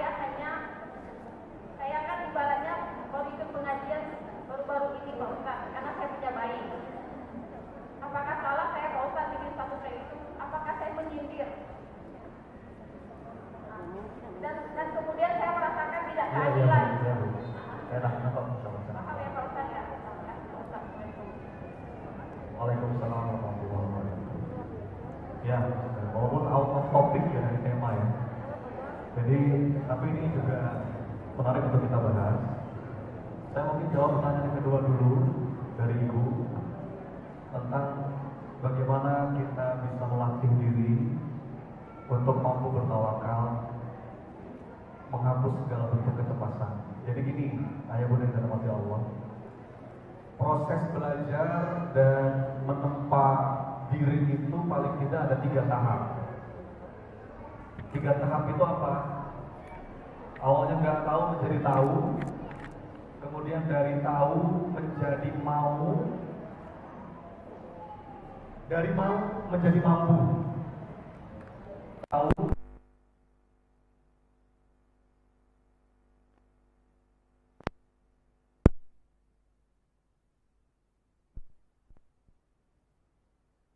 seminar, ikut program pelatihan, itu tuh mungkin baru di tahap dari nggak tahu menjadi tahu. Bedanya apa sih mas, tahu sama mau? Kalau tahu itu masih di sini, tapi kalau mau itu sudah mulai masuk ke sini, sudah mulai menjadi azam, tapi belum tentu mampu. Betul? Bapak Ibu tahu tentang sabar? Mau jadi orang yang sabar? Tapi apakah mampu? Belum tentu. Bisa dipahami ya? Nah, kita perlu pahami itu. Nah, hari ini kita tahu teorinya dan kita mau untuk kemudian mengamalkan. Tapi proses untuk bisa dari mau menjadi mampu itu butuh yang namanya latihan. Apa namanya? Latihan itu kalau bahasa ilmu akhlaknya itu namanya riyadhah. Coba diulang, Bu. Nah, riyadhah itu perlu, dan ini perjalanan seumur hidup. Persis sama seperti Anda mau main bola. Bapak Ibu, Anda kalau mau jago main bola harus apa? Harus latihan. Cukup gak dengan tahu teorinya? Harus latihan. Anda baru jago main bola kalau Anda latihan cukup banyak.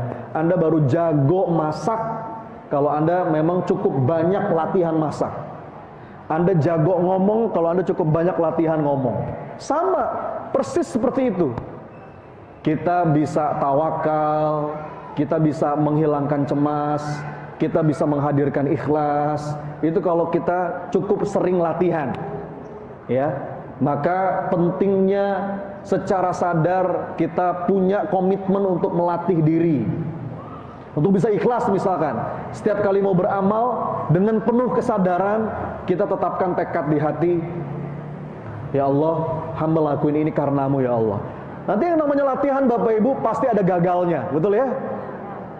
Kayaknya ada riaknya nih, ada sombongnya nih. Nggak apa-apa, namanya orang latihan. Sadari itu, istighfar, coba lagi.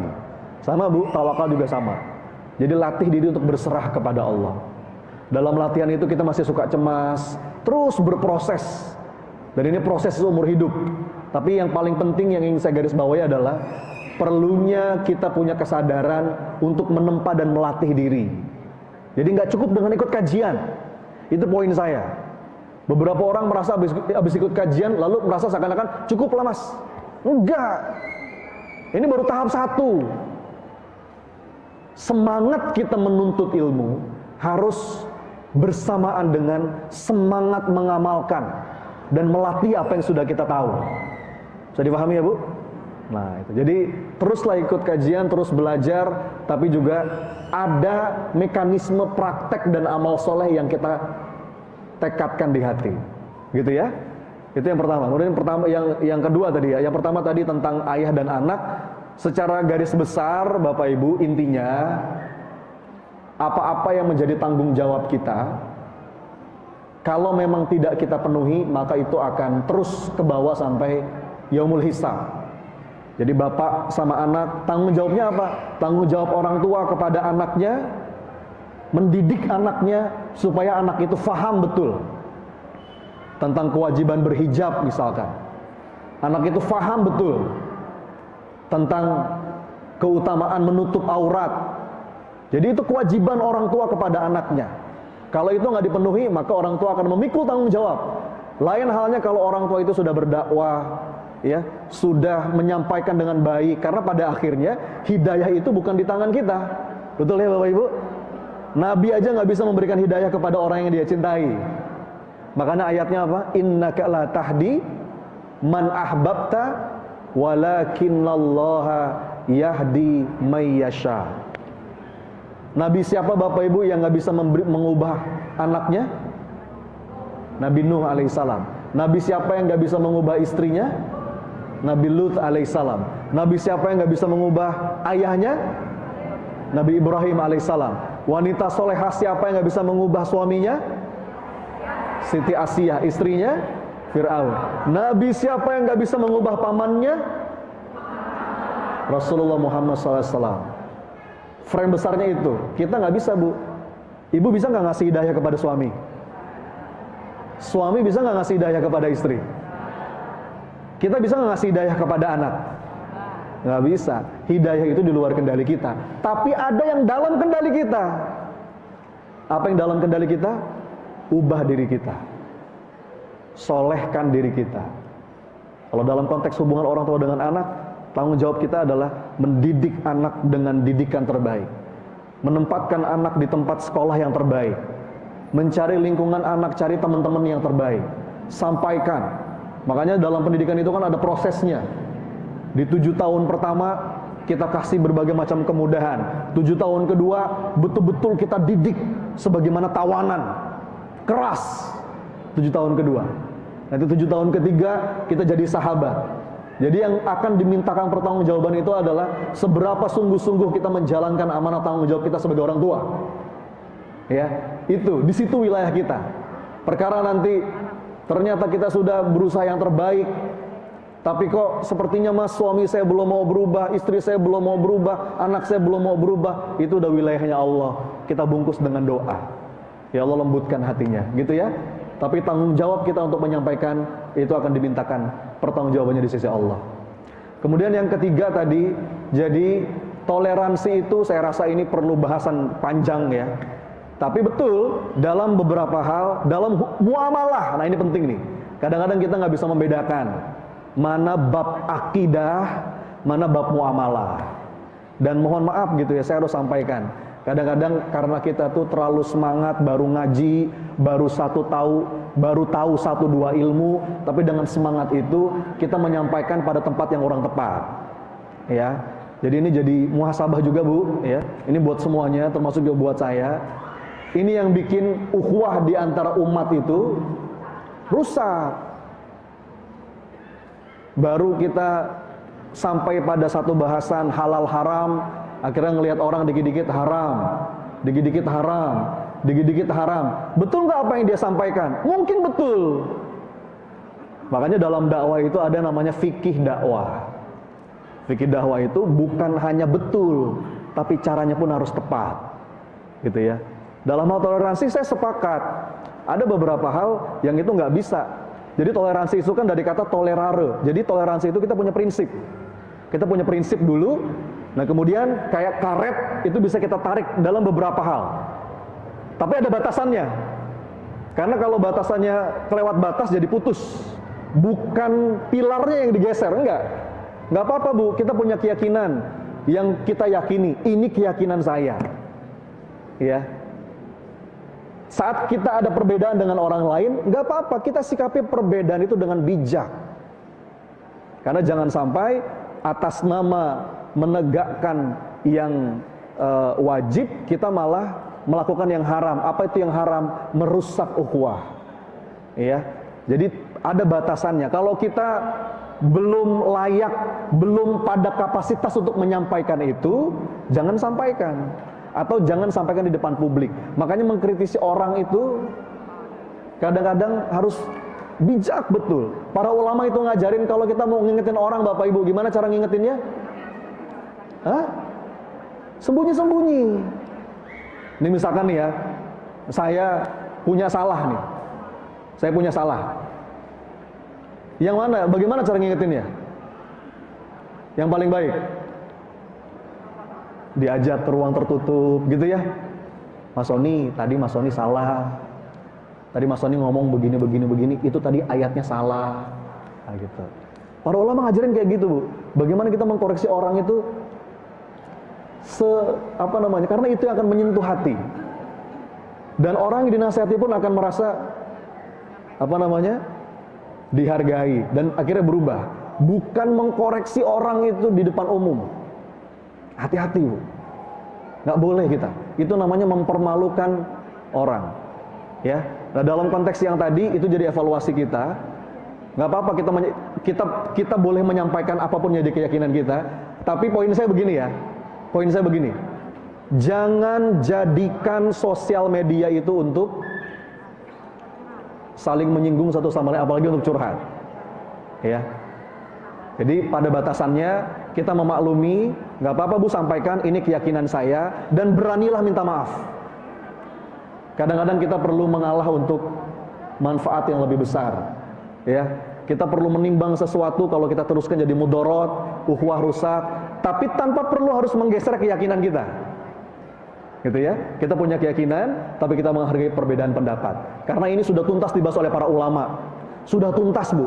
Ucapan Natal, selamat Natal, itu udah tuntas dibahas oleh para ulama. Ya. Selama kita punya rujukannya, selama kita punya pegangannya, dan semuanya punya dalilnya, kita hargai perbedaan itu. Jadi, punya prinsip, tapi juga menghargai apa yang orang lain yakini.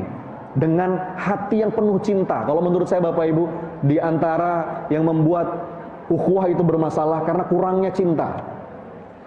Lihat beda sedikit, jadi seakan-akan musuh, padahal enggak. Para ulama pun ada beberapa yang berbeda dalam hal-hal yang itu sifatnya itu furu. Ya, bukan yang sifatnya itu usul. Dan ini lebih kepada sikap dan cara kita komunikasi. Kalau poin saya, pertanyaan Ibu tadi, dan ini pelajaran buat kita semua, bab komunikasi ini penting. Komunikasi kepada sesama, komunikasi kepada menyampaikan kebaikan-kebaikan, itu perlu kita evaluasi dan perlu kita latih. Mudah-mudahan menjawab. Cukup mungkin ya? Kita tutup dengan doa, boleh Bapak Ibu? Bagian yang paling penting di majelis ilmu itu doanya. Saya ulang nih ya. Ini penting sekali. Karena kadang-kadang orang tuh ikut kajian, begitu kajiannya selesai, pulang. Padahal justru sesi yang paling penting di majelis ilmu itu kadang-kadang bukan materinya, tapi apanya? Kenapa? Karena doa di majelis ilmu itu saat mustajab. Ya Bu, kalau kita ditanya, Ustadz, di mana tempat doa mustajab? Kadang-kadang kita jawab apa? Di Raudhah, di Multazam, itu betul. Tapi ada yang dekat. Di mana yang dekat? Kalau materi Bu, Pak, kalau materi, kadang-kadang 1-2 hari kita bisa lupa, betul ya? Tapi kalau doa Allah nggak lupa. Jadi Bapak Ibu, ini sesi yang paling penting dalam majelis ilmu. Camkan itu baik-baik. Kalau Anda datang ke majelis ilmu, pokoknya niatin saya pengen doa ya Allah. Karena di majelis ilmu itu ada malaikat Allah yang turun, ada rahmat Allah tercurah-curah. Maka, yuk angkat tangan kita ayah bunda. Kita hadirkan hati kita. Kita sambungkan kepada Allah. Kita mulai dengan istighfar 3 kali sepenuh rasa. Astagfirullah. Astagfirullah. Astagfirullahaladzim. Salawat kepada Nabi. Allahumma salli wa sallim wa barik ala Muhammad wa ala alihi wa ashabihi ajmain. Duhai Allah yang maha menatap pertemuan kami pagi hari ini. Duhai Allah yang maha mendengar sepelan apapun doa kami. Duhai Allah yang maha tahu setiap lintasan hati kami. Ya Allah, catatkan ya Rob, siapapun yang hadir pada hari ini, tiap langkahnya Engkau jadikan amal soleh. Ya Allah, catatkan ya Rob, siapapun yang hadir pada hari ini, tiap langkahnya Engkau jadikan penggugur dosa. Ya Allah, hujamkan di hati kami, karuniakan kepada kami ilmu yang betul-betul bermanfaat ya Allah. Rabbana zidna ilman nafi'an mubarakan wa na'udzubika min ilmin ya la yanfa'. Ya Allah, jadikanlah apa yang kami pelajari betul-betul melembutkan hati kami. Ya Allah, lembutkan hati kami ya Rabb. Jangan biarkan hati kami mengeras ya Allah, hingga tidak bisa merasakan getaran ketika namamu disebut, tidak bisa merasakan getaran ketika ayat-Mu dibacakan. Jangan ya Allah, lembutkan hati kami. Karuniakan kepada kami hikmah dan hidayah. Allahumma ftah lana hikmataka wansur alaina rahmataka ya dzal jalali wal ikram. Ya Allah, siapapun yang hadir pagi hari ini, jika ada yang sedang sempit, lapangkan ya Allah. Jika ada yang sedang sulit, mudahkan ya Allah. Jika ada yang sedang sakit, sembuhkan ya Allah.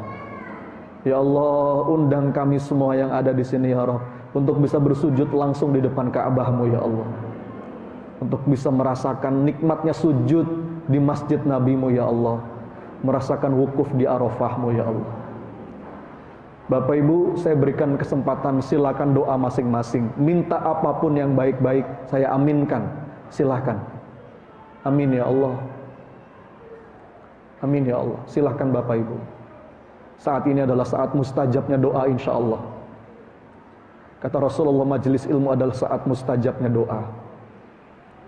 Silakan Bapak Ibu, apapun yang terlintas di pikiran, selama itu baik, minta kepada Allah. Lagi ingat anak, lagi ingat pekerjaan, yang sedang sakit, lagi punya keinginan, lagi punya masalah, silahkan minta Bapak Ibu, saya aminkan. Amin ya Allah. Mudahkan ya Allah. Amin ya Allah. Amin ya Rabb.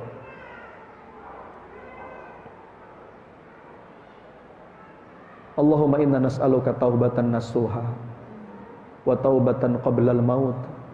Ya Allah, berikan kami semua yang ada di sini kesempatan bertaubat sebelum Engkau panggil kami nanti ya Allah.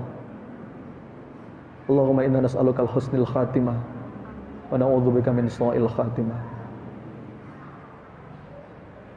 Jadikanlah ya Allah akhir hidup kami nanti akhir hidup yang baik ya. Jadikanlah ya Allah hari-hari, bulan-bulan, tahun-tahun yang kami lewati membuat kami jadi hamba yang semakin baik. Ya muqallibal qulub, tsabbit qulubana ala dinik. Duhai Engkau yang maha membolak-balik hati ya Allah, tetapkan hati kami di dalam jalan ketaatan, di dalam jalan kebaikan.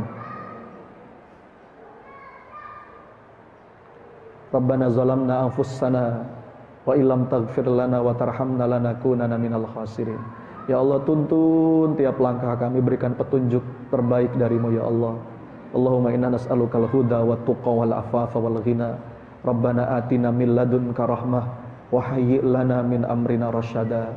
Rabbana atina fid dunya hasanah wa fil akhirati hasanah wa qina adzabannar. Walhamdulillahirabbil alamin.